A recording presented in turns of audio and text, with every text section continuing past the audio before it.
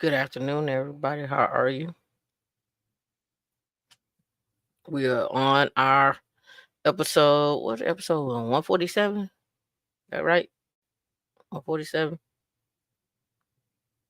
We had 150 episodes. Well, I mean 147 episodes on our way to 150. Oh, D says 148. Okay, well we're on 148 now, D. You ain't gotta be so mean about it. You ain't gotta be all in the video, all in the camera, D.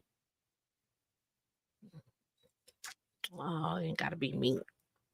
T21, what's going on? S. Taylor. Miss Phoenix coming to 300K earner. Remember, 25 months. We appreciate you. 25 months. We're going strong. Oh, yeah. It's no sound on the 10-minute timer. No sound on the 10-minute timer. Nope. You're not going to stop us. They tried, though. They tried. So let's get into it. I'm getting sound on one of these. One of these is talking. Let me see. Yeah, it's this one. One of these is going off. One of these videos on this web page is going off. Let me find it real quick so I can stop talking in my ear. That one it. It's this one. Yes. All right, cool. All right, let's get busy. All right, everybody already know about the whole situation with CrowdStrike and Microsoft and the whole nine. Um, for those that don't know who CrowdStrike is, or you didn't know who they were, now y'all know who CrowdStrike is. You should know who CrowdStrike is. Most people probably had never heard of CrowdStrike. Um, as far as job or what have you. We're gonna take a different approach on this. If you know about CrowdStrike, you should know about other companies similar to CrowdStrike, especially if you're those that are talking about they're going into security.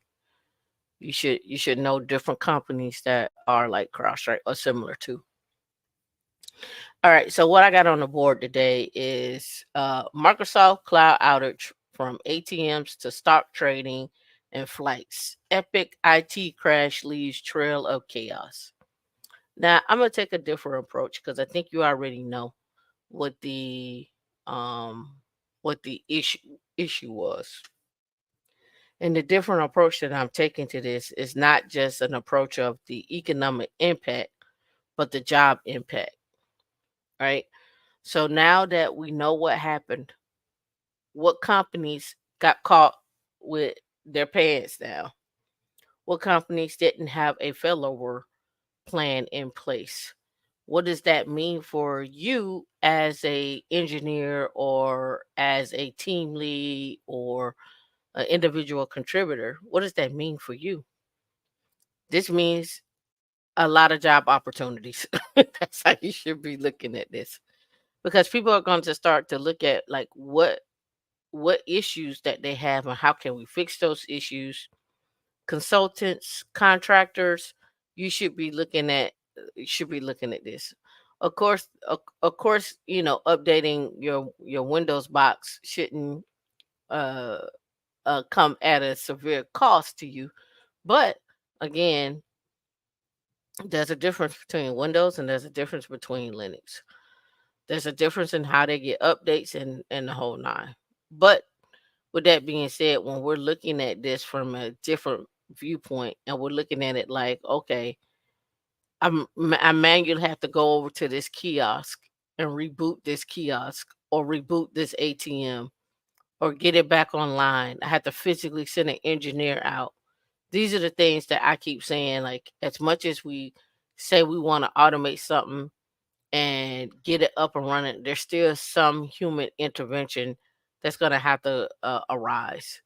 And in some cases, in some airports, they were manually rebooting kiosks. They were manually touching ATMs. They were manually touching boards, whatever the case may be.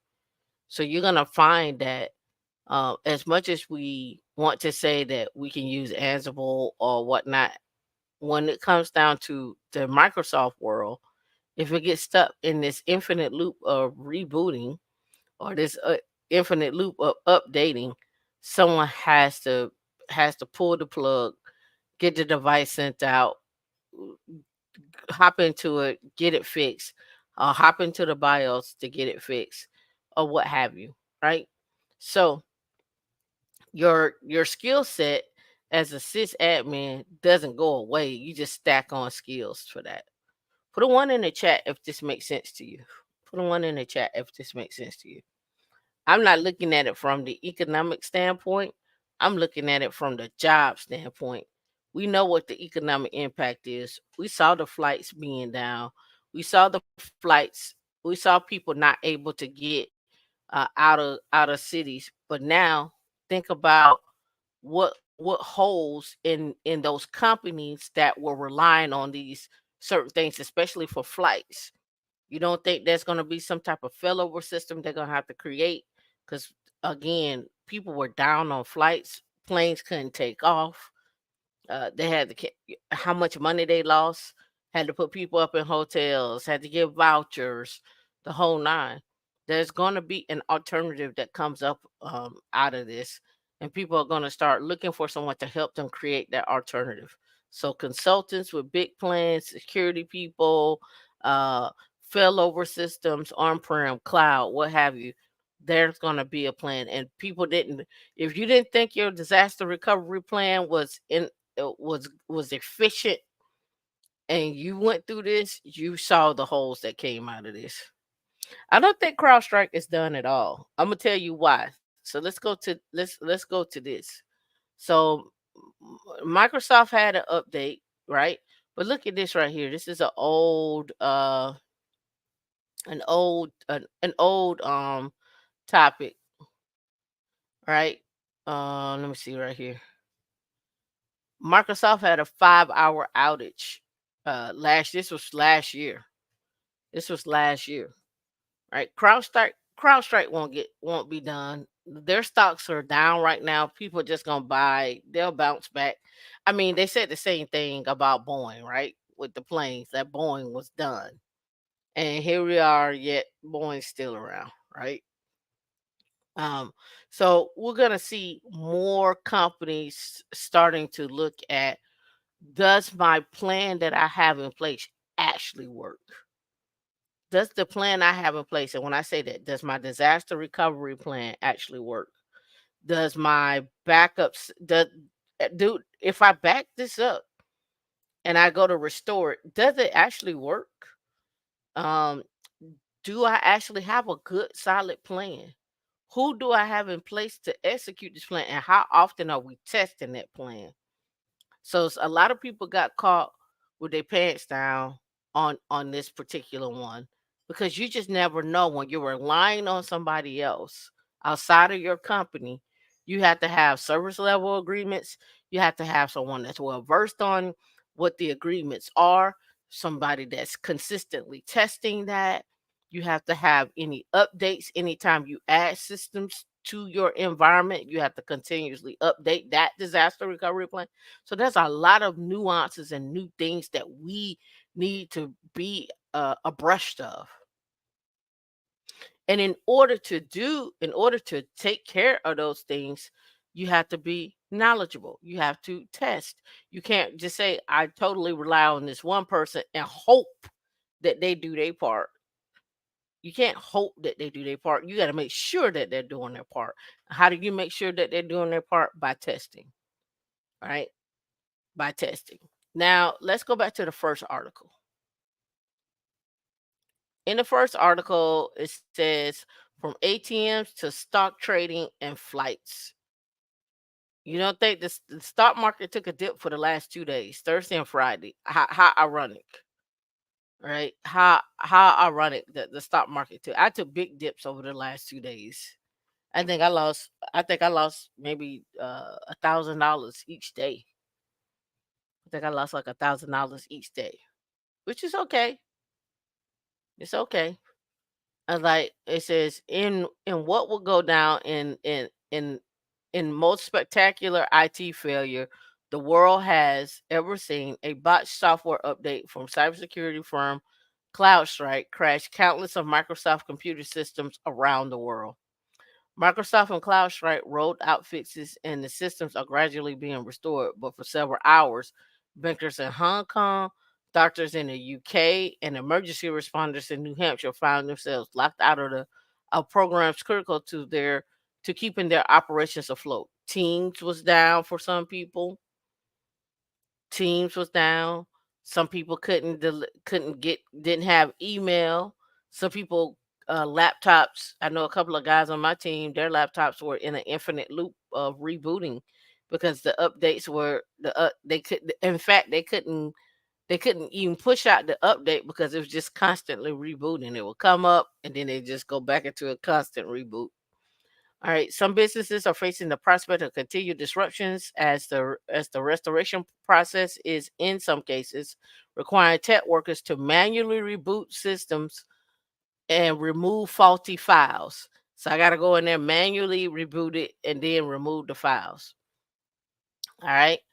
This is unprecedented. So your baseline. So this is where your basic computer skills log in, find it, search and find, and go from there. ADT down. Of course, it shows the importance of having a robust infrastructure, but not only that, it shows the importance of not just having a robust infrastructure, but also knowledgeable people on that infrastructure team to help seek and find. Because if you tell me that I gave you this laptop and this laptop is constantly rebooting and you tell me you just gonna add another if you were in the cloud you would just add in you would just build a new machine. Just building a new machine doesn't stop this. Yeah, putting in a new machine don't stop this, right? All right, the catastrophic failure underscores an increasingly dire threat to global supply chains. The IT systems of the world's largest or the world's biggest and most critical industries have grown heavily dependent on a handful of relatively obscure vendors, which are now emerging as single points of failures, and they are. And so you can't sit up here and say that I got everything in the cloud. Okay, well you don't have a failover, you don't have any disaster recovery. Oh, we got a disaster recovery plan, and we just fell over to the next region, and we're done. Well, what about the data that exists? What about the data that you lose that gets wiped? Right? What about that? Right? Max says us Max users on my team were the only ones still up, but of course the rest of the business was struggling. Of course, it says the IT systems of the world's largest critical industries have grown. Yep. In recent months, hackers have exploited this phenomenon, targeting vendors to bring down entire sectors of the government. Right? Adding to the disruption, Microsoft experienced a separate and apparently unrelated problem with Azure Cloud Service on Thursday and lasted for several hours. On Friday afternoon, the company said in a post on X that all Microsoft apps and services have been restored. Again, their Azure cloud service had an issue on top of the issue with the updates. Again, Microsoft has been notorious for the updates. That's why I call it Patch Tuesdays or the updates from hell. Everybody knows about this. It's not a secret. It's not a, oh my goodness. Everybody knows that when it comes down to doing a Microsoft update, back your stuff up first, then do the update. Back it up first, then do your update because you never know what can happen with your system. That goes for you that got laptops. You just blindly accept the update. You need to have a continuous backup of your system, and then you update your system. Back it up first, then update. So that way you can go back to the latest before the update. I know some of you got it on automatic updates, but then you don't know if that update is going to crash your system. And now you don't have a backup. And the last backup or if you do have a backup, the last backup you had was from 4 weeks ago, right? How often are you backing your stuff up, right? It said on Friday morning in New York, many systems were coming back online. CrowdStrike executive officer who gave a speech George Cruz, and by the way, he lost $43 million the last couple of days.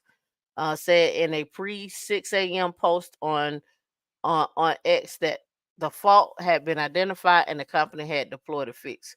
It requires rebooting Windows machines and removing bad files, time consuming, a very manual process typically performed by information technology professionals with administrative positions. Many of these IT specialists face challenges in carrying out those tasks remotely while Windows was crashing. Couldn't do it remotely while it was crashing. They need the physical system.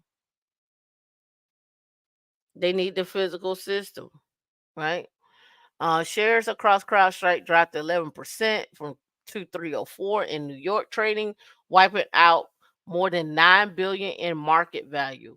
It was their biggest single day decline since 2022. Microsoft fell less than 1%. There have been outages before, but none that approached the scale of CrowdStrike, which hit airlines, banks, and healthcare systems, and whose repercussions are still being felt. In 2017, a series of errors with Amazon.com cloud servers affected the operation of ten of thousands of websites. In 2021, issues of content delivery network Fastly, I remember this one, took out the websites of several media networks, Bloomberg News, disruptions incapacitated AWS uh, cloud services. Again, all you hear is all cloud services, right? You ain't heard nothing about on-prem stuff, right? As business work to restore systems, meanwhile, hackers have already found an opportunity for scams in the form of hastily created websites that claim of offering restoration services for machines brought down by the CloudStrike crash. Microsoft outage impact on airlines. Airport hubs in Berlin, Delhi struggled, or Delhi, or Delhi struggled with delays, cancellations, and stranded passengers. At the time that that was already particularly busy for travel. Flight Aware said more than 21,000 flights were slow globally, and travel disruptions were expected to stretch into the coming days. That's why I was like, oh, I was gonna fly up. I was like, you ain't gonna get me out there. Mm-mm. United Airlines and Delta gradually resumed operations on Friday. So gradually resumed meaning they got flight delays. That means they probably handing out vouchers left and right for people. U.S. carriers and had temporarily grounded flights included American Airlines Group Inc. and Spirit Airlines, according to Federal Aviation. So American Airlines and Spirit were grounded temporarily, right? Temporarily. A Microsoft cloud outage impact on finance. The London Stock Exchange had a problem.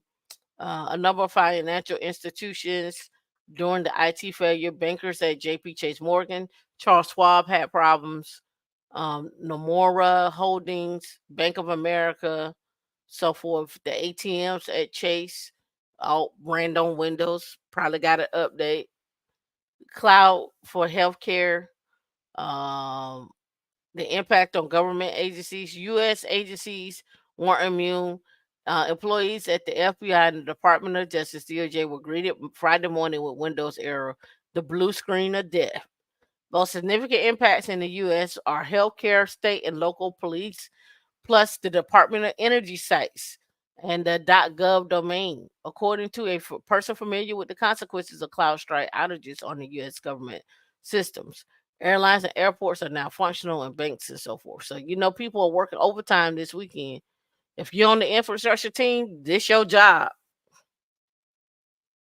This is your job. Yes, Southwest was affected too, right? This is your job, right? So when I tell you the world, I don't care what you do in tech, you're gonna always need infrastructure. And if you don't see this as a long term play where you can stay employed for 20 years just on the infrastructure side, I don't know what to tell you. Without the infrastructure, there are no flights. Without the infrastructure, there's no banking. It is this is the one of the most lucrative, easy ways to stay employed all the way till you're 55, 65, whatever the case may be, and still make money. I don't know what to tell you. You don't see that, you're not looking. All right, so we kind of talked about that a little bit. We know about the last year, just last year, a 5 hour outage with Microsoft. Here we are again. All right, let's talk about this edge computing because those ATM systems are edge devices, right? The terminals, the things the kiosks at the counters or the POS systems at the counters, those are edge devices. Those are edge devices. All right. So let's blow this up. All right. I posted this in our channel for creating wealth. All right. Uh, well, there is a failover for ethical grade for manually rebooting those systems, right? There is a failover option for those systems because if I know those systems down, I can then say if I'm getting hey those systems are down, I should be able to have a rolling kiosk, maybe even if I got two or three that's sitting on standby, right? That might get updates, once a week or what have you. Plug it in, get an update. But that I could still have my kiosk ready to go. I could have a rolling kiosk. I have a kiosk on the laptop if I really wanted to. If we really want to push it there, right? So then but the systems that just don't have no failover for them, they're gonna have to think about it. They're gonna have to get creative. Like, what's gonna be the next step, right? Well, if we gotta, even if they gotta do it by hand, even if now flights, because they got the air traffic controller or something like that. Well, that's a little different. But even then, they have to have some type of backup with the space and so forth with the airspace. Even then, there's some type of backup, right? All right, so edge computing. Let's see, blow it up a little bit more. All right, right there. All right, edge computing. The global edge computing market size has been valued 16.45 billion in 2023 and expected to grow annually, compound annual growth of 36.9% from 2024 to 2030. Edge computing adds a layer of complexity to organizations by enabling diverse set of stakeholders to maintain infrastructure, networking, software development, traffic distribution, and service management. Edge also combines software, hardware solutions, and networking architecture to cover various use cases of several businesses. Edge computing is currently in its early phases of development. Its deployment and operating models have yet to evolve nonetheless. Edge computing is expected to offer significant growth prospects for new entrants soon. Expected to grow 36.9% each year. Each year, right? So, what is the overall outlook? Let me see if they got the number down here. Do do do do do. Accelerating market growth. All right, the market growth stage is medium market concentration characteristics. And I'll pull up another article. And the pace of the market growth is accelerating. The edge computing market is characterized by a high degree of innovation owing to the surge and adoption of connected devices. Your phone is one. Technological advancements, your smartwatch is another one. Technological advancements in terms of artificial intelligence, adoption of 5G technology, thereby increases demand for processing and analyzing vast amount of data across various industries. I want to analyze data at the phone and then send it back. I don't want to get the data and then analyze it. I want to analyze it at the edge. All right. So let me come down here so we can get some numbers. Doo-doo-doo-doo. All right. So here they're showing IoT devices right here. Then they have content delivery right here, remote monitoring right here, video analytics, AR, VR, and then just they just got others right here. Based on the industry vertical, the healthcare segment is expected to grow, and we can see the healthcare, like monitoring patients at home, is another big one. As especially for the boomers right now, that's huge. Gen X, millennials, right? The healthcare industry has typically been conservative concerning the implementation of digital technologies, and the industry is closely regulated where innovation is driven by constant consent instead of outright disruption. However, as the healthcare industry becomes more modern and digital, clinics and hospitals are increasingly implementing digital health strategies with varying degrees of success and maturity. Hospitals and clinics are adopting edge computing solutions across main use cases, including patient record management, continuous patient monitoring, remote patient care, and intervention to assist these strategies. IoT in healthcare and life sciences, and this is another thing. I was watching a movie where a guy got a heart. He had a heart monitor in there, but somebody hacked the heart monitor and ramped it up and caused him to have a heart attack. So that's another thing too when we're talking about these different devices that we use to monitor patient health or be involved with the patient, to where it's critical, where it could where someone could hack that network and cause failure or whatnot. IoT in healthcare and life science applications of the edge is estimated to experience robust growth in the coming future. The IoT devices and edge computer have enabled disruptive technology improvements to transform the healthcare industry. Medical professionals can treat their patients faster and more efficiently by using patient data, software applications, diagnostics devices, and telemedicine. What they also use is data. They're going to also use data. They're always going to look at your age range from 35 to 40, black, male. What are the typical things that are wrong? So those are going to always be the go-to for most doctors before they even see you. Like what this is typically what is wrong. There's going to does the medical healthcare or healthcare system stereotype? Is there a bias? Is there a bias? And that is that bias based on data, right? Is that bias based on data? All right. I'm looking for the numbers. See. Do. Oh, okay. Well, here go the companies. Key edge computing companies: ABB, AWS, Arcent, Atos, Cisco, GE, HPE, Honeywell, Yahweh, IBM, Intel, Microsoft, Rockwell, SAP, Siemens. This right, Siemens. Y'all sleep on them. Well, we don't call it that. We don't say Simons. We say Siemens. But that's okay, D.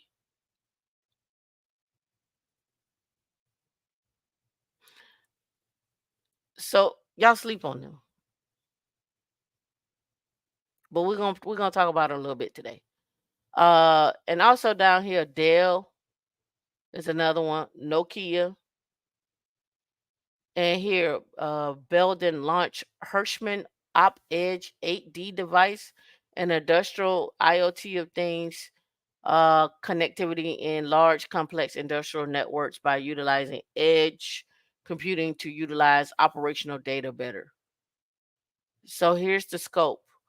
For right now, edge computing in 2030, 16.45 billion. Estimated forecast of 155 billion. Yeah, yeah, yeah. Ethical grade. We everybody always say Siemens. Nah. 155.90 billion. Growth rate 37.9. Actual data is from 2018 to 2023. This forecasted period is from 2024. Um, they're looking at components of vertical, organization size, and region. And then here's the scope of the countries. Here's the key companies that they profiled in this report. This report is what I would use if I was looking to break into tech. One, I would be utilizing this as a baseline because it's all infrastructure. And I would be looking at these companies and seeing what they offer. So ABB, let me go ABB. Um, Edge Computing. I'm gonna put that in.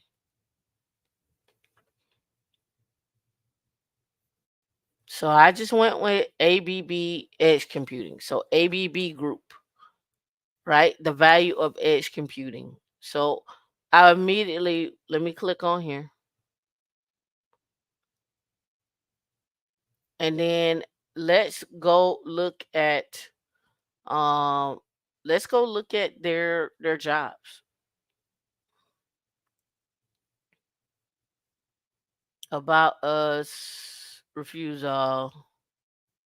Let's scroll down here to the bottom.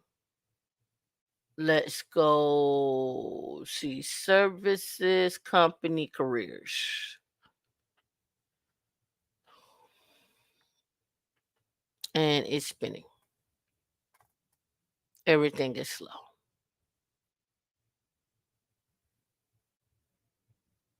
I don't know if that's their website or me. I don't know. All right. So now we come into here. Life we care, how to apply. So opportunities. So they got professionals, graduate and entry level, students and skills trade. Right. So they're across the board. So a husband that's just got a skilled trade or something like that could work there. A wife could work there. Right. Either or. Let's go professionals.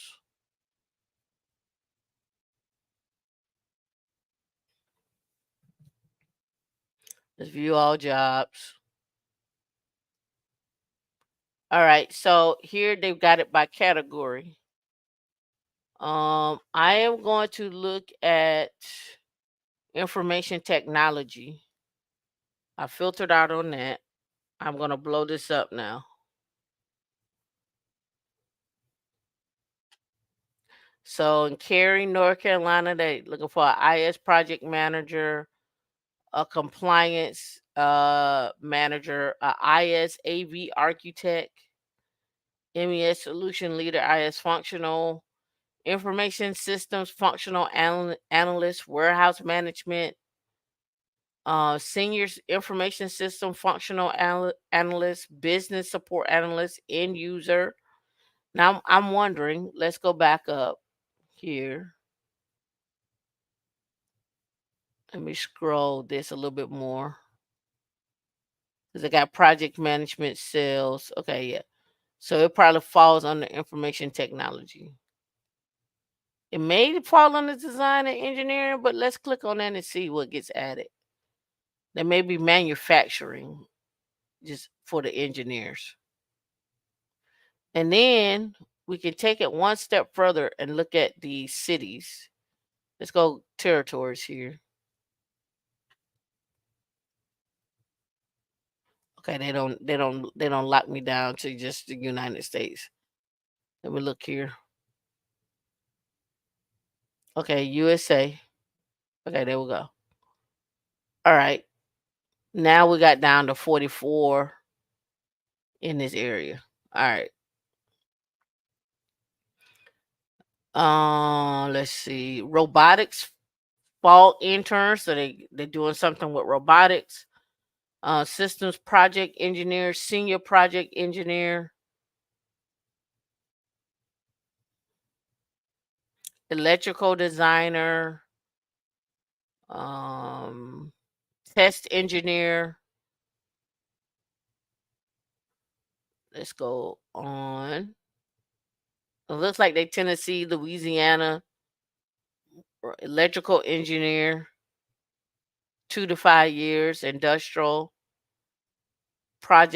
senior project engineer for automation, associate project engineer, lead project engineer, a senior technical consultant. So it looks like they got a lot of jobs that pertain to like project management, managing stuff, and that might be just because of what I clicked on. End user and factory excellence infrastructure, R&D mechanical design engineer, R&D engineer, quality test, principal consulting application engineer out of Wisconsin, motion drive products division manager. Just a lot of stuff that you can get into.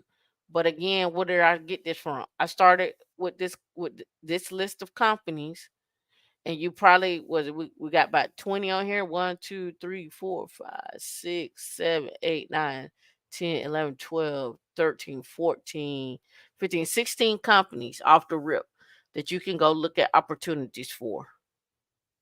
You can go straight to these companies and look at opportunities for edge computing and anything else. And anything else. Right? So I'll give this to you all. So you can spice this up either way. All right. All right. Do I want to go there? Maybe. But let's go here first before we go there.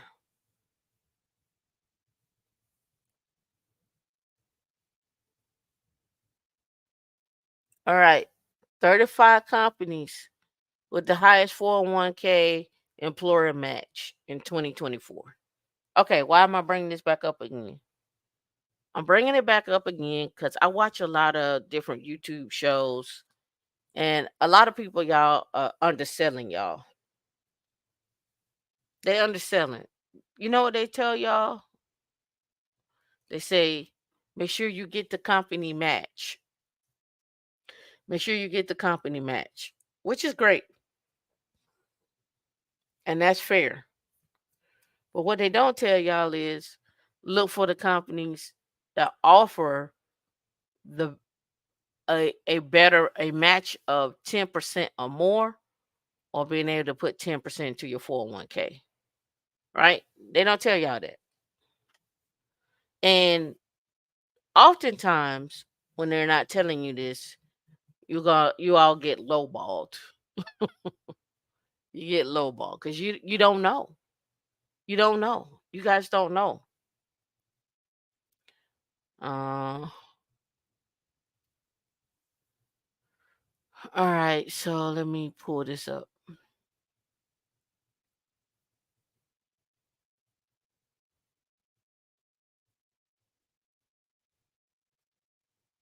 Now, here is Raytheon. So they say there are many ways for you to save for our future. Our 401k plan offers a broad range of investment options. For eligible employees, we will match up to 3% of your savings to help you build financial security. What they don't tell you, and the reason why I know because I worked there, I didn't work at Raytheon. I worked as a contractor to Raytheon, and they were trying to get me to come in. What they don't tell you is this: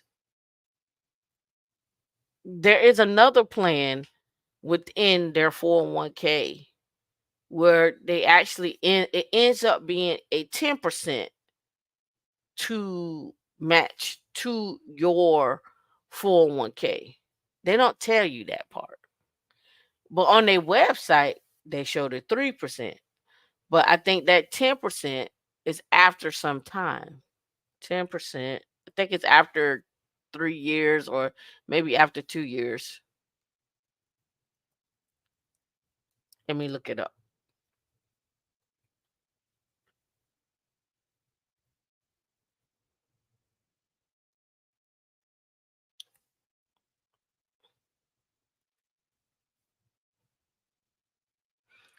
Mm-mm, mm-mm, mm-mm, mm-mm, mm-mm, mm-mm. Let me look. I'm trying to see how they got it. Uh,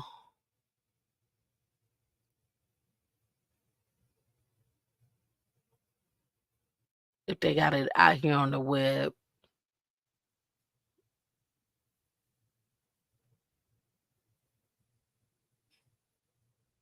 Cause they do a 10%. They do it's and it gradually increases over time. So you may start at a 3 and then it'll move up, I think, to 5, or maybe it move up to 6, and then it moves up to 10. But I think your 10 comes after a while. So this is another interview question that you all should be asking, especially to those that are the recruiters, right? The recruiters in them should know what the benefits look like for these companies. Like, is it a because they have a gradual increase over time, but you're not going to learn that until you get into the company. But it goes, I think it goes 3%, and each year you there it increases until you get, and I think it may be a jump between 3 to 6, and then the next year is probably 7, 8, and then 9 to 10 or something like that. But you increase over time. Now, let's go back here. When I talked about this, I brought this up several times, but there are different companies that offer different 401k contributions. I'm gonna say it that way. All right. So they say the average employer is between 4% and 6%. Now, there are those DoD contractors that offer you 4% or 3% on that. And you could tell they're small, they're just getting started. So you could tell, right? So, what is considered a good match? Anything above 5% of compensation is considered a good employer match. As you will see below, some companies offer a match up to 25%. And again, it's not a match, it is an automatic contribution. Of course, employees are bound by 401k limits by the IRS, which is 23,000 and 30,000 if you're age 50 in 2024.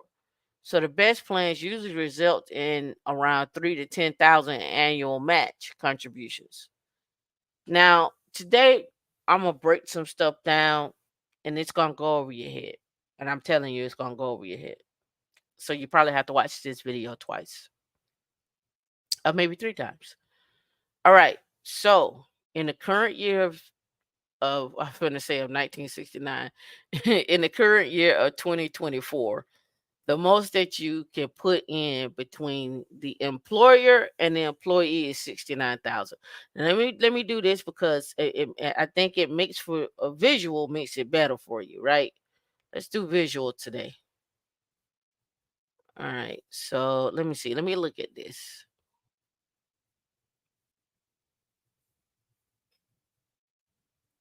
Mm-mm. Oops, sorry.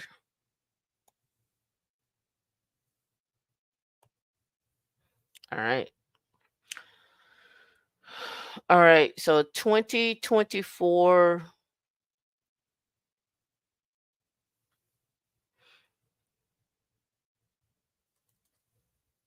current year 2024. All right. Between employer and employee under 50, the most that can be contributed to your 401k is I should do that. Oh, it won't let me do that. That's fine. Is 69K. All right. 69K. But if you're over 50,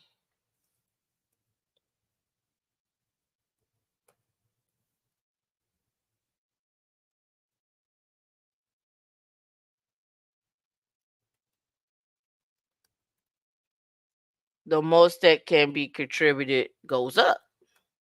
Why? Because your 23K plus, I believe, is 7K now equals out to 30,000. I'm rounding here. That you can contribute, or I could say that the employee can contribute. Yeah.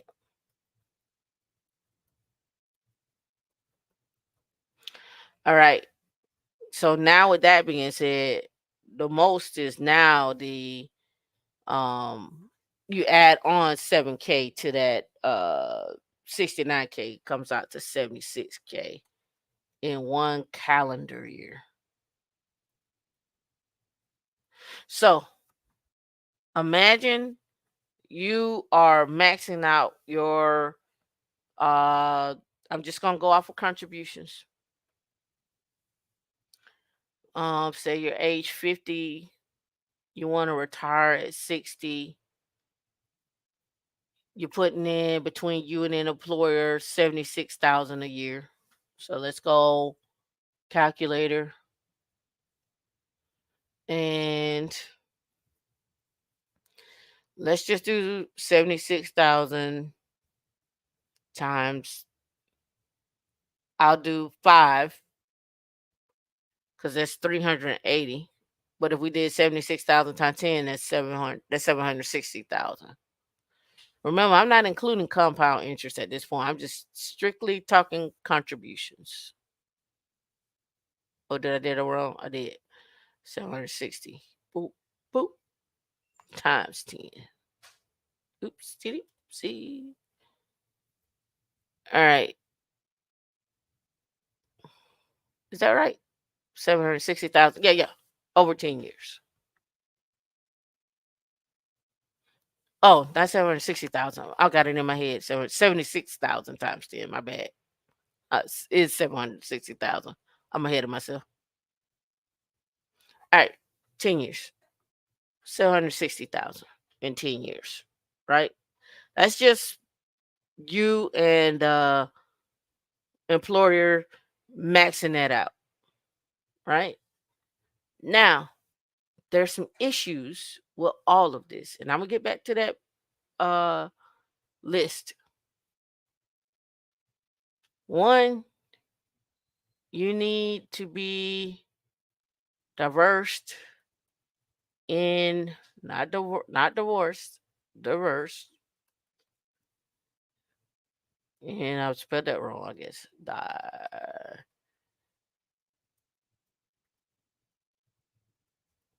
I spelled it wrong, but you get it. In your contributions. What do you mean, Tamika? I mean, don't have 760K in traditional and nothing in Roth, right? Oopsie. Everybody follow me so far? I don't know what. Oh, there you go. There you go. It won't let me do the D. Right? Don't have 760K sitting all in your traditional. Because when you go to take that out, there's a penalty. Most of you probably either have a Roth IRA or a Roth 401k, or you have a Roth IRA or a Roth 401k, either or. Right. So what do you need to do? you need to make sure you are putting money on your Roth side. You also need to make sure that you are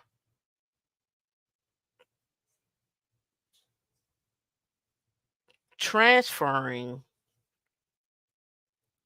money to your Roth side before you retire. Why?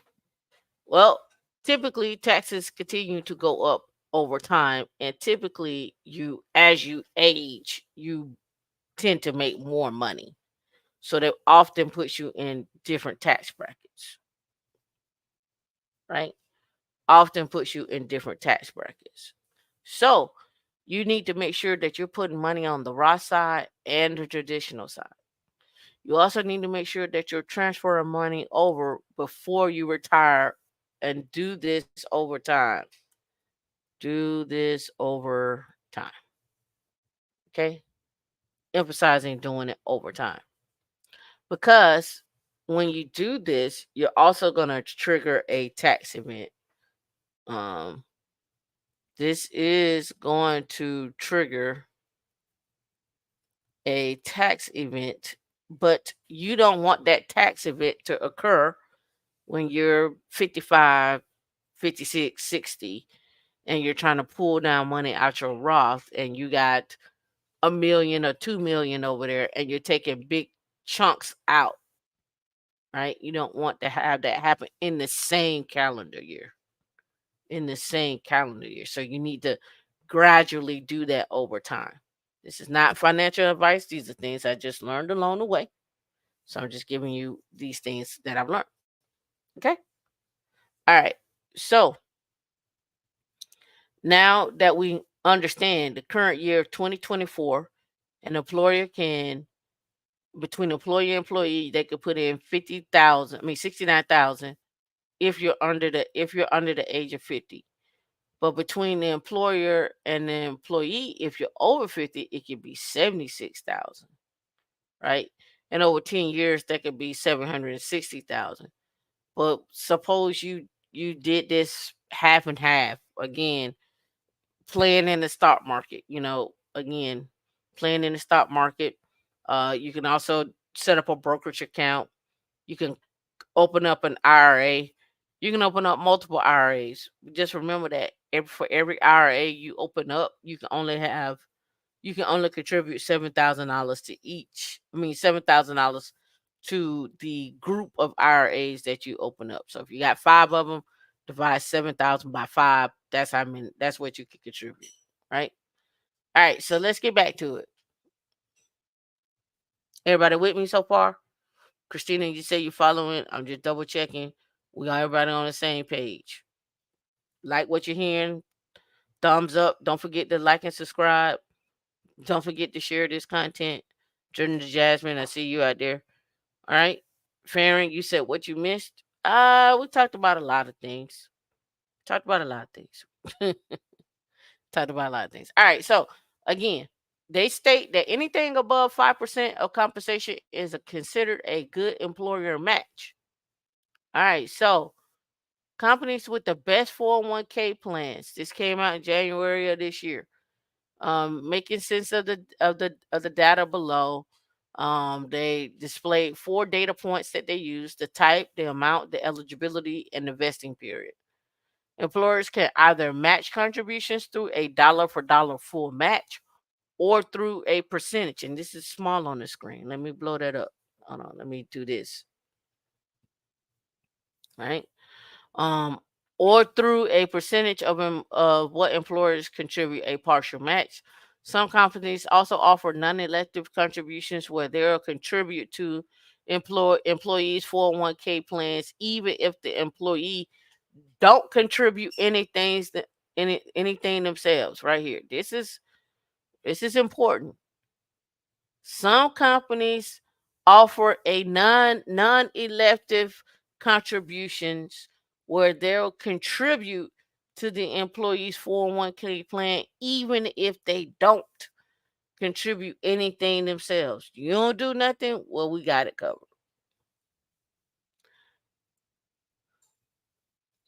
All right, let's go. Let's talk about this part right here. Vesting period. With immediate vesting, the funds the funds employees receive through employer match contributions are immediately theirs. However, some companies have vesting periods of several years. If an employee leaves the company before the vesting period is over, then they're only entitled to the portion of the funds received. For example, if a company has a vesting period of 4 years, an employee leaves the company after 2 years, they will be entitled to 50% of their 401k match funds. So you need to ask that in your interview. What's the vesting period? Immediate? Cool. 4 years, 3 years, 2 years? You need to know. All right, so here are the companies. And they also talk, if you looked here, the vesting period and the eligibility. Because for some companies, I worked at some companies, they say, oh, you're not eligible for 401k till after the first 90 days. So the first 90 days, you getting hit with taxes. You getting hit with taxes. All right, Blizzard, 25% of the compensation. Um, for you, for y'all that are out there, I brought back up my chart again. I brought back my chart. When they say 25% of of the compensation, meaning that if you got paid a base salary of $200,000, right? If you got paid a base salary of $200,000, the total amount that the employer is going to put into your 401k is 50,000 for the year, right? The employer is going to automatically, you sleep, they contribute. You sleep, they contribute, right? So on a monthly basis at 50,000, the employer is going to push 4167 to your account. You do nothing.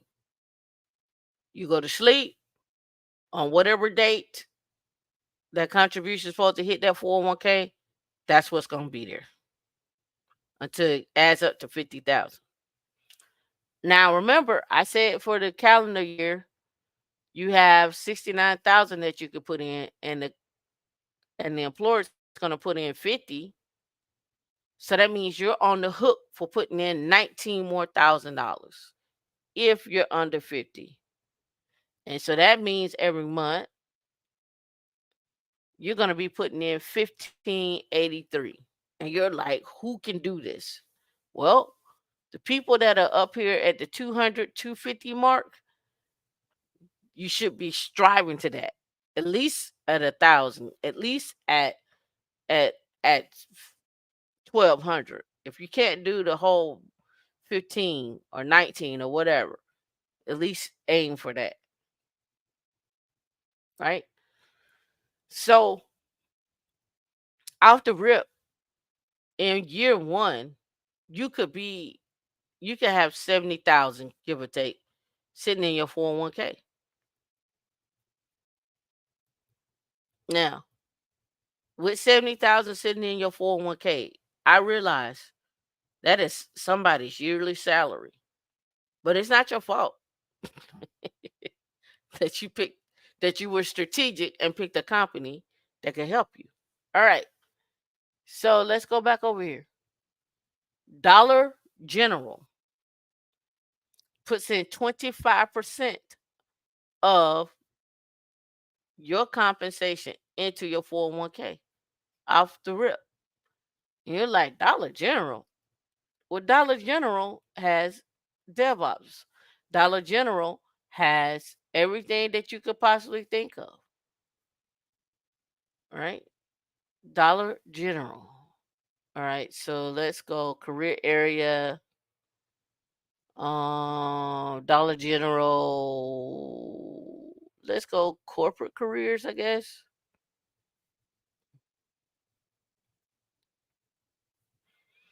They're looking for a paralegal, regional manager. Let me look here. Let me go back and let me just type in cloud and then let it search for me. Okay, they're looking for a data engineer. They are also looking for a senior software engineer, a lead software engineer, senior network, senior software engineer. And that was it on that page. I just typed in cloud, and that's what it came up with. Let me look here if I type in. I'm just curious if I type in agile, does it come up with anything? Yeah, so if I type in agile, I get probably the same jobs. I got 7 jobs. And then let me type in security.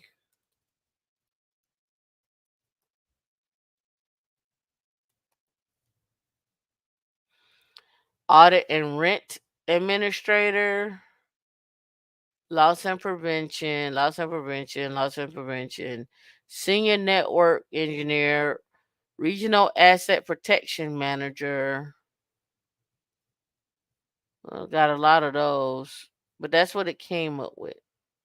And then a property manager, right? I just typed in security. So you can go ahead and type in keywords and see what you come up with.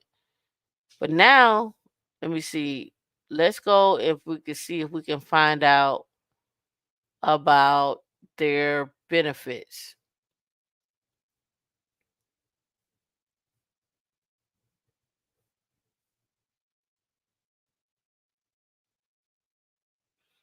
Let's see, information technology.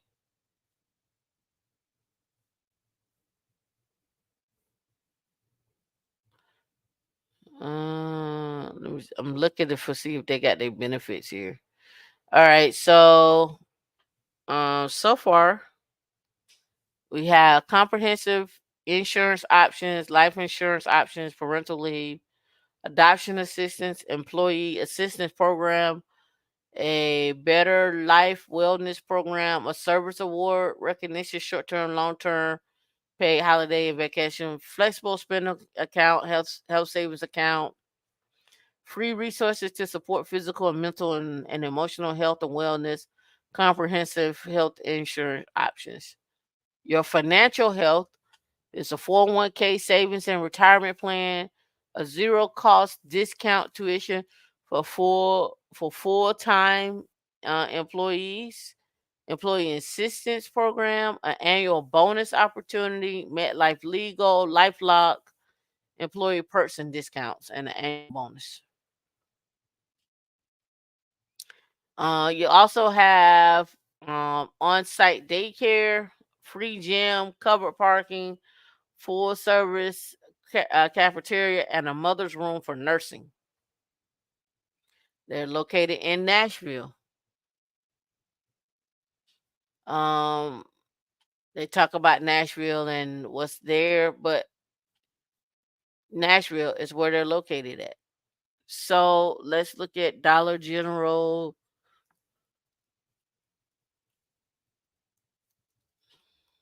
salaries.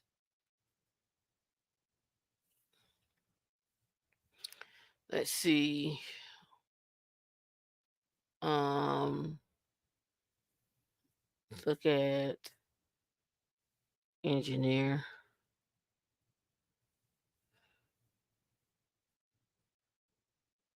See, a lead software engineer looks like it's coming up between 173 and 241, and then 136 and 194. So 173 plus 241. Let's go with that one. Let's go back to our calculator. So they gave us a range. So 173 plus 241. All right. Now divide that by 2. 207 is going to be the first initial offer they will probably offer someone. So let's go in here and change this to 207. Let's say the person did some pushback and they say, I'll do 220, right? So let's go 220. So with that being said, that person will get 55,000 in their 401k in the first year. 55,000 in their 401k. 55 from 69 is 55 from 69, 14,000. So that's what the person is on the hook for putting into their 401k if they under 50, right? 14,000. So depending on how they do their PTO and depending on how they structure those benefits, you could, if they don't charge you for that IBA, if they don't take if they take on all the medical, you could be getting back that $55,000 right here. Now that could come back to you, but it's gonna come back to you at the end of the year as a with taxes on it. So at 55,000 times 0.7. So at the end of the year, you could get another 38,000. Plus, that doesn't include the bonus that you could get. So 38,000 is another thing to you, and it's gonna get taxed. So you got to figure out what you're gonna do with that. You're gonna throw it in a brokerage account, a high yield savings account, or what have you, right? So let's go back over here. Uber does 10%, Visa does 10%, Bosch does 9, USAA does 4, Samsung does 4.5. Well, Venmo does 10% of the compensation and they max out at 10,000. Versus the other ones are 25,000. I mean 25% and there's no max on it. But the most they're gonna put in is 10,000.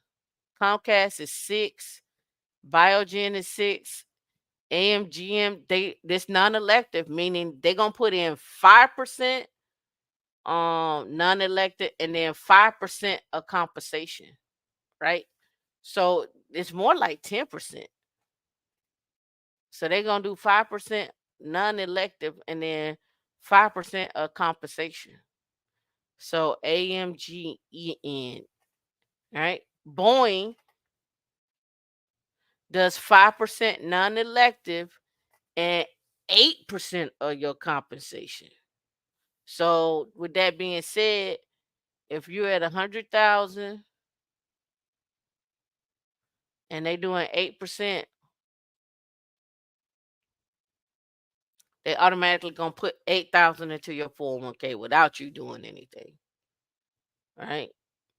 And they're gonna do a 5% non-elective. So let's clarify non-elective.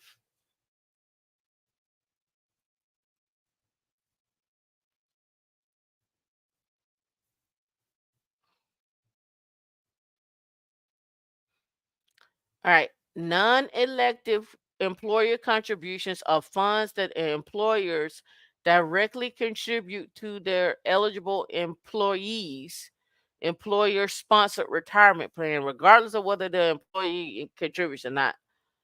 These contributions are different from matching contributions, which are based on how much the employee contributes. Non-elective contributions are also different from contributions made under a salary reduction agreement.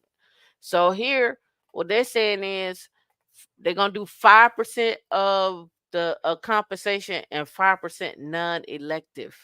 Now, what do they base that non-elective off of? I don't know. But check this out right here. I missed it. Biogen does a 200% match. They do 6% of the compensation and a 200% match, right? Boeing does a non-elective and a partial match. So Southwest does a full match and they do 9.3% of compensation, right? 9.3%. BOK Financial, 6% of compensation. Farmers does 4% non-elected and then 6% compensation. And these are all vested immediately. Um, Ultimate software does up to the IRS contribution limit. I never knew what that meant. What is up to the IRS contribution limit? I don't know what that means. And then 45% partial match. AT&T does 6% compensation. 3M 3% non-elective, 5% compensation. Apple does 6% of your compensation. Charles Schwab does 5% of your compensation plus $250. Farida, CrowdStrike kept you busy today. I got you. 5% compensation for Starbucks. Again, those that work at Microsoft tell me what that is. I don't know what that means. Up to the IRS contribution limit. Walmart 6%. Accenture 6%. Amazon 6% of your compensation. Honeywell 7% of your compensation. If I am you and I am looking for work, these are the companies that I on this list that I'm going to go apply to. I'm going to apply to them. Venmo, I may leave out because they got a vesting of 2 years. I don't want to deal with that. I'm going with everybody that's immediately. Amazon does got their 3 year or 3,000 now. Accenture 2 years. Nope. Adobe 2 years. Nope. And now you're gonna get paid at Adobe though. They make good money. And Best Buy said it depends on your role. Mm-mm. Like Lil Duval say, I can't go for that. Mm-mm. Right. I give you this list again, but this is about being strategic about where you apply to, what companies you apply to. Your goal is to retire as millionaires. What are you? And if you don't think you're gonna make it to millionaire, be as close as possible. But why you got to do all the work? Get the company to do some work. Let the companies help you out. What's the problem? Let those companies help you out. And if you say, oh, I found if you say I'm going to go look for a different job, you should be looking on that list. That should be your go-to list. That's what I would do. All right. So along the retirement lines, has anybody ever heard of the rule of 55? The rule of 55. Put a two in the chat if you've never heard of it.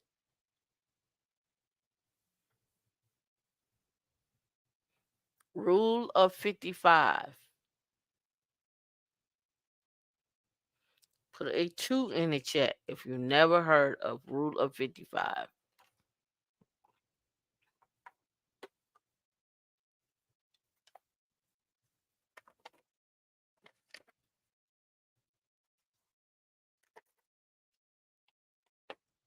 We got some twos coming in. Okay, okay.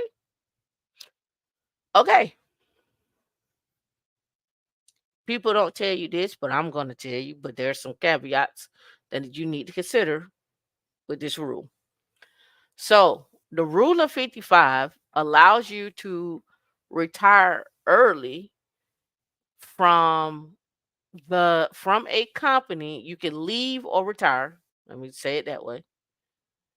And you can access your 401k funds, but it's only from that company. So if you got like 401k funds from 5 other jobs and you haven't consolidated those, you need to start working on figuring out on the consolidation of that. Because if you want to retire at 55, which you can, and I'm gonna talk to you about that, you could withdraw funds from that employer's 401k in which you work for. You can't go back and the company that you got the most money in, say from 2018, you quit. You can't go pull that, but you can pull the current one. All right, let's go. Hoping to access your 401k early. Well, with the rule of 55, you may be able to take access maybe able to access and take early withdrawals from your 401k, right? And this is without penalty. You still got to pay taxes, but it's without penalty. That's important. All right. So let me blow this up. If you ever invested in a 401k or similar tax deferred plan from your employer, you're likely know you're generally expected to keep the money in your account until you're at least 59 and a half.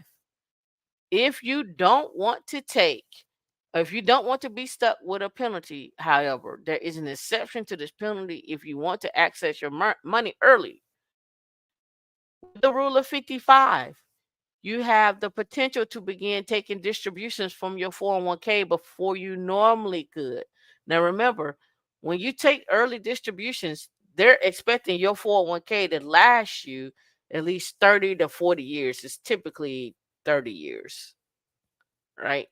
So you you hit 60, most people are expecting you to have a life expectancy to 90, and then that 30 is where what you're gonna be living off of. All right. So what is the rule of 55? The IRS rule of 55 recognizes you may leave or lose your job before you reach the age of 55. Now, this is going out to black females, right? And the reason why I say this is because some of you may want to retire early, and some of you may want to just stop working or whatnot. And then black men too, right? But here's some things you got to consider if you stop working. You got to consider where you're going to have insurance at. You have to consider where you're going to for have, and when I say insurance, I mean life insurance. You have to consider whether or not you're going to have health insurance, dental insurance. You're going to have to also consider the fact that this money has to stretch, and you're not eligible for Social Security until you hit 62. And there are other things you're just not eligible for. So whatever you got in that 401k better pop, better pop like fireworks. And remember, going back to what I said earlier, all right? Going back to what I said earlier, you don't want to have all your money over there on that traditional side. You want to have some money on the Roth. Maybe you live off the Roth because it's already been taxed. And maybe you got a little side money coming in. Ladies, maybe you got a sugar daddy that could take care of you. I don't know. You might be a sugar babe. I don't know. Fellas, fellas, you may be like, girl, I'm retired. I'ma just lay here every day. I don't know. Let her pay the rent. I don't know. I don't know your situation. I'm just throwing it out there. You may go live in your car for the next 5 years. You might be like, this, I'm finna live in this and park in this parking lot. And this is what I'm doing. And you may have a makeshift shower. Let me look that up. See.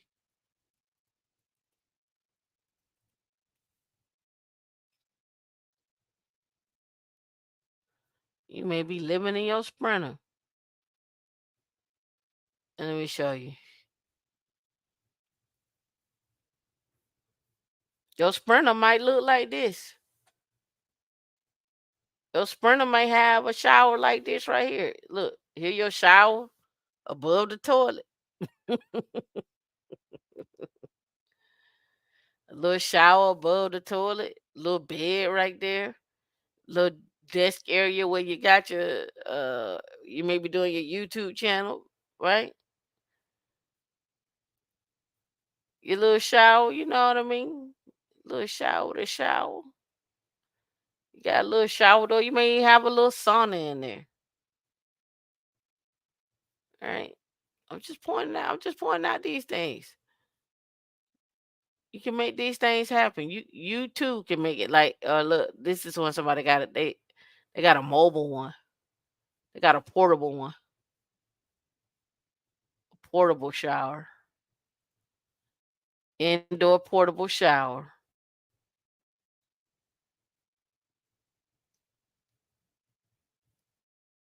And I guess they stand over something and the water drain.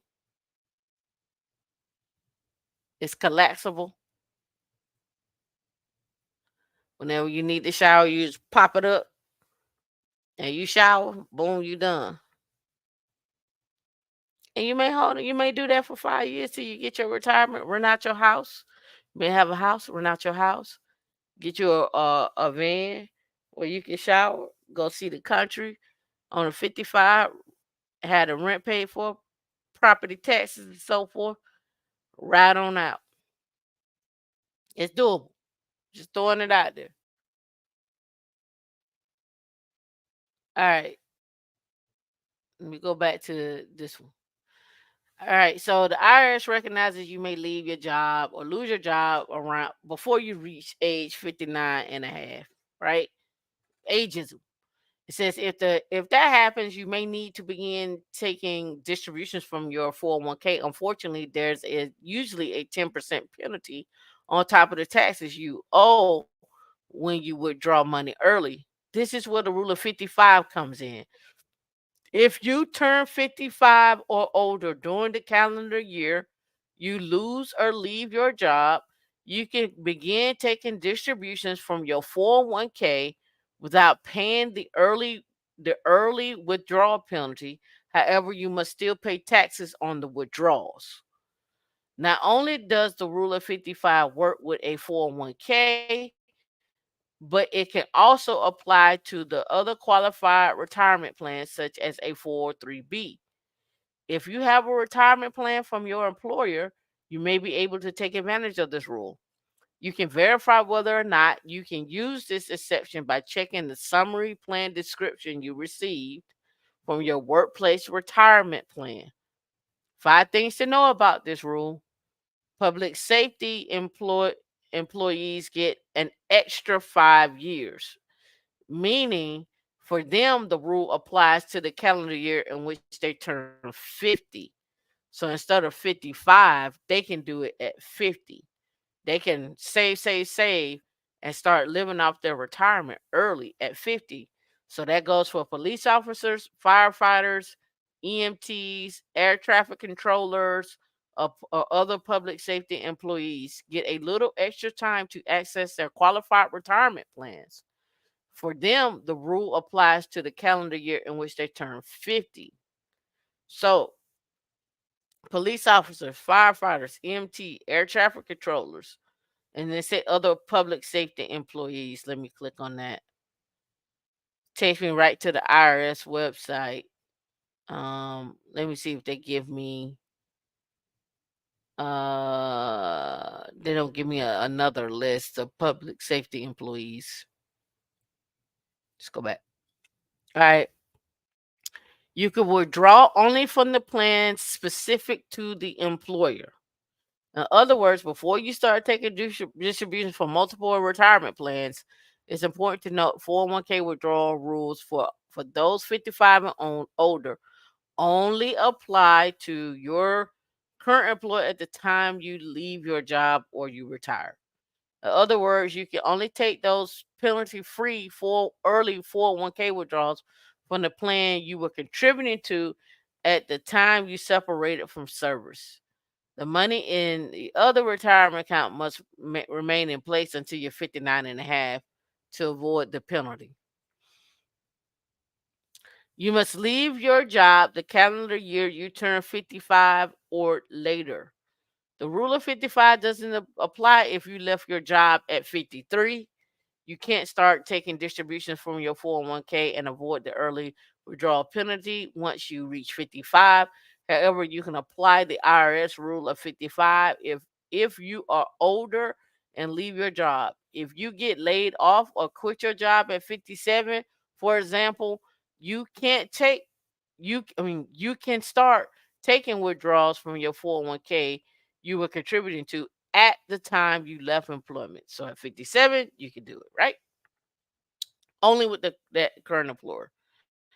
The balance must stay in the employer's 401k you're taking early withdrawals. Now, I was reading about this. They're saying that the employer has to allow this, but they're also saying that some employers will make you take the entire lump sum. So imagine if you got 760,000 in there in there and they're telling you got to take everything.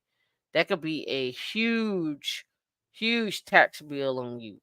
That could not sit well. So you need to check with your employer. The rule of 55 doesn't apply to individual retirement accounts. IRAs, not happening, Captain. If you leave your job for any reason and you want to access your 401k withdrawal rules for age 55, you need to leave your money in the employer's plan at least until you're 59 and a half.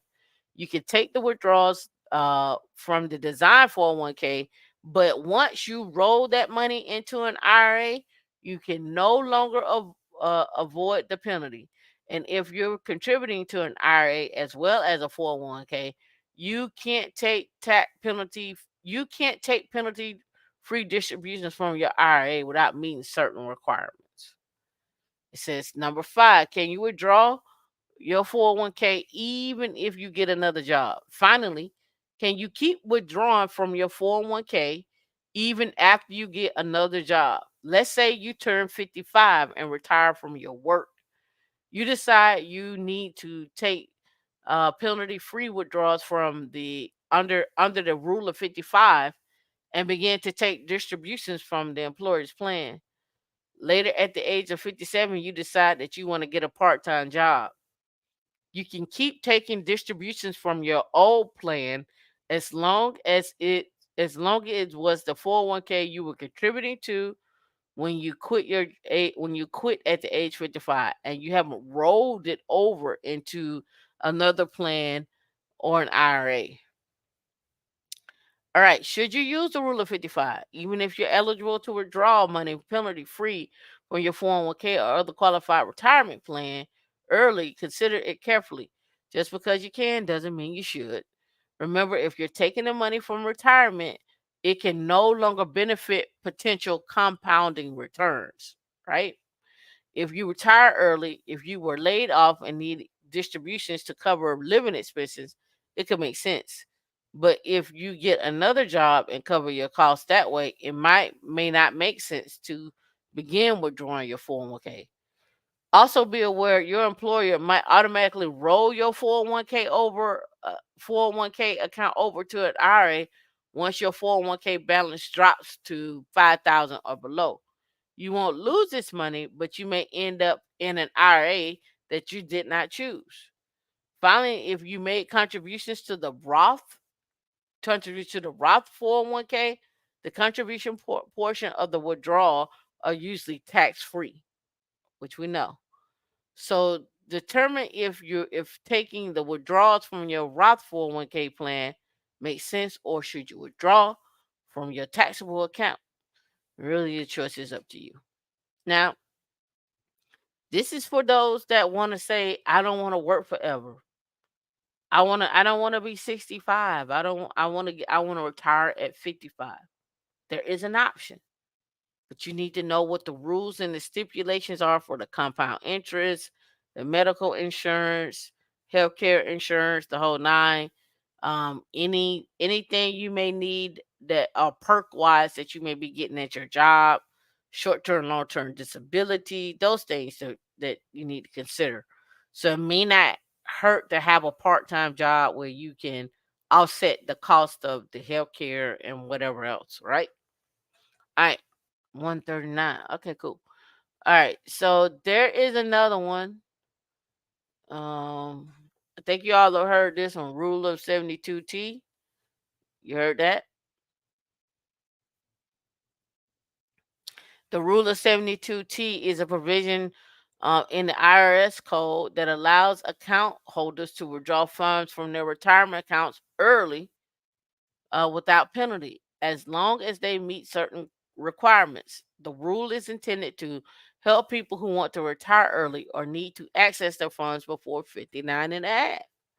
However, it comes with restrictions. Substantially equal or SEPPs, equal periodic payments. Account holders must make at least five SEPPs that are roughly equal in amount. There are three ways to calculate this: um, RMDs, fixed amortization, and fixed annuitization.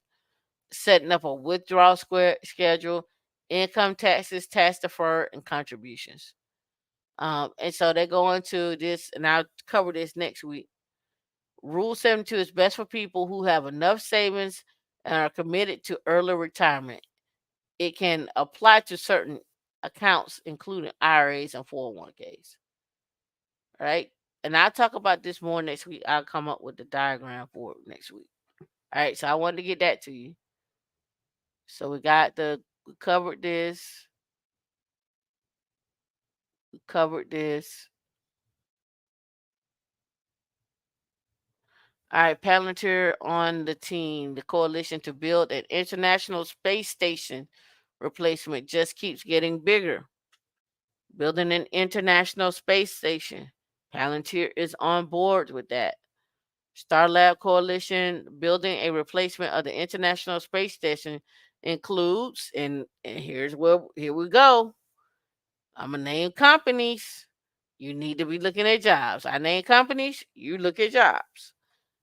International space stations include the companies are Northrop Grumman, Hilton Hotels, Airbus, Mitsubishi, and MDA Space. Last month, Star Lab added Palantir Technologies to this list. Palantir doesn't bring a lot of cash to the coalition, but it brings some software expertise.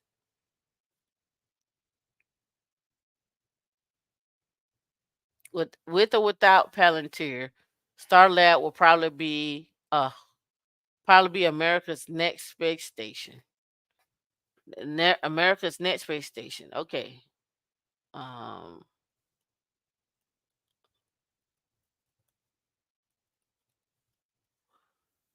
for those that have never seen the space station, here's NASA's International Space Station. So, International Space Station, 25 years in orbit, 270 astronauts visited. They're looking to build a new one, right? Looking to build a new one.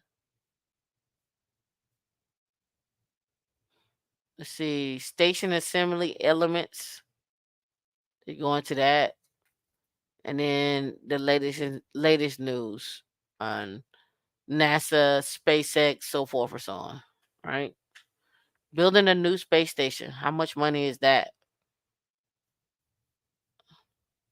See how much. What is the cost?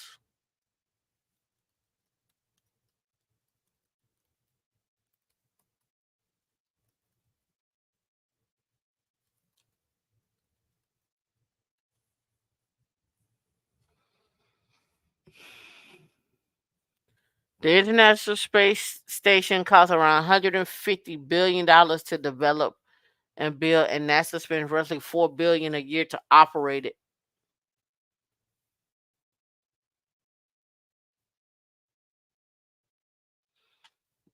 live and direct. 150 billion. You don't think somebody, some sysadmin, some project manager, some infrastructure lead not gonna eat off of that? They gonna eat. They gonna eat. They gonna eat wagyu. A little wagyu for you. That's what they gonna have. How much do astronauts get paid? Between 81 and 105. I don't believe that. GS 13 to GS 14. This is a civilian astronaut. All right, so here, industrial production surges again amid high demand for air conditioning, and during the heat wave. Right,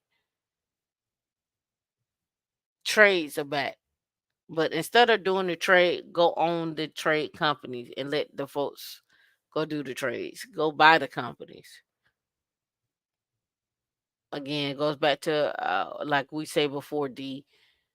It'll be 5 people on the block cutting grass, but not one has thought about getting together to make one unit to take care of an entire neighborhood, right? And that way everybody can eat. All right. That's the rule of 55, retire early. I'm trying to make sure everything. I'll go over this framework a little bit more here. I'll go over this a little bit more. This came from JP Morgan, and basically it's a breakdown of core holdings. Like how would you set up your holdings in a portfolio? Basically, here this is an appropriately diverse fixed income portfolio across the core. Core completes the and extended sectors can also help investors generate income. So looking how to generate income. I'll talk about these and I'll pull out the companies that go with these. All right. So before we get out of here, let's do our due diligence on jobs. I just wanted to pull up some jobs that I saw. All right. Capital One looking for a distinguished, remember, distinguished, it goes principal distinguished engineer for their data storage and consumption platforms. It is also remote. They're looking for 272 to 310. VP operations hub at HubSpot from 369 to 500K. 369 to 500K. IT head dental solutions. That's running for 259 to 316. Coinbase. Um, engineering leader, Coinbase developer platform from 246 to 340. Remember, add the two numbers up, divide by two. That's what they initially will offer. So in their ballpark. Um, Senior director of engineering, 232 to 290. I'm looking for the absolutely ridiculous ones. Okay. Data science manager product, right? 360 to 500K. And people would tell you that these jobs out there don't exist. You can't get them. Everything is doable. I don't know. I'm just gonna do it right now, D. I don't know. She may not like it. She may like it. But shout out to Heather for securing a win this week. Um, Heather got a win. I won't say where the win is at. I'm just gonna say Heather got a win.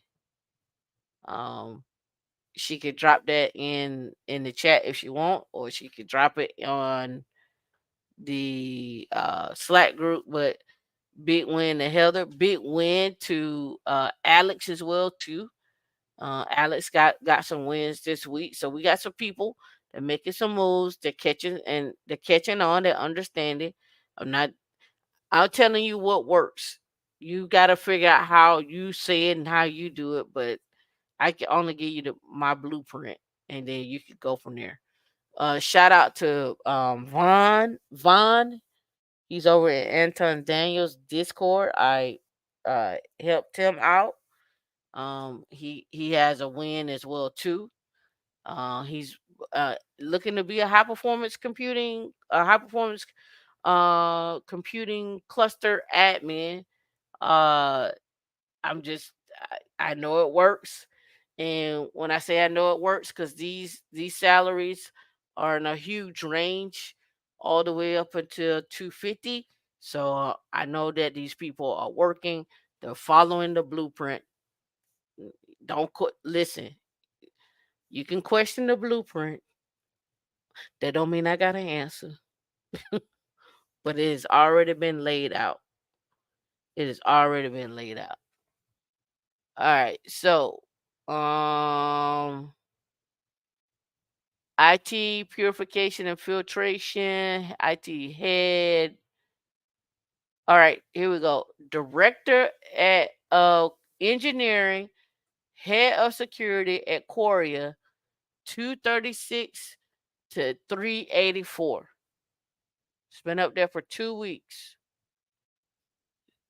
A staff at Overclock Labs, a staff software engineer at Overclock Labs, from 250 to 500K. 250 to 500K. Listen, if you come to the meetup, I mean, I know people are winning and coming from the meetup, because that's why we still have them, right? And people, when I say people are winning, they are coming to the meetup. They are learning. They're learning how to ask for their sign-on bonus. They're learning how to ask for for their actual salaries. They're learning also how to talk in the interviews. They're learning how to implement what I take and say that I've been doing forever and make it work for them, right? Understanding that their job description is the problem. And then how would you solve that problem? How are you going to put things in place and in play? Showing that you can be showing that you can lead and also be a team player and willing to listen. How do you do that? Don't come to me with a problem. Come to me with a solution to that problem. Here's the problem. Here's the possible solutions that we can have for this, and then go from there. People don't want you coming to them with a problem and then be like, well, let me just throw it over the fence. They want you to come to them like, this is the problem. Here's what we've identified as the problem. Here's what I've identified as possible solutions. Which way would you like for me to go? If you tell me to give me the green light to go on all three or all two or whatever, I'm going to execute accordingly, right? The goal is to keep the systems operational, fully operational, secure, and meet the customer needs. The meetups are every Wednesday from 8 to 10. Or try to go from 8 to 10. They usually end up spilling over. Um, on meetup, if you go to meetup.com/women in Linux, you'll sign up there. You'll get the alerts whenever we cancel or what have you. That's where we're at. Last but not least, before we get up out of here, because we're hitting our 2 hour mark, don't wait on the sideline to start investing in yourself, start investing in your career, start investing in setting up people around you, because you're going to need a network. You need to have that network. If if if you don't know these things, if you don't know anybody, start talking to people on LinkedIn, start talking to people on Twitter, start asking, start engaging with folks. You you can be your own worst enemy and always the person in your own way. So, if you're not going to move forward, get out the way and let somebody else do it. But don't hold somebody back because you don't see it for yourself. You got to see it for yourself. Got to see it for yourself. All right? All right, y'all. It's been real. I hope you got something out of it. Remember, the jobs are out there. They're waiting on you. You are the solution. There's always a problem, but you can be the solution. Congrats to everybody. I hope y'all have a successful week. I hope the flight delays and so forth didn't affect you too bad. Y'all enjoy your Saturday.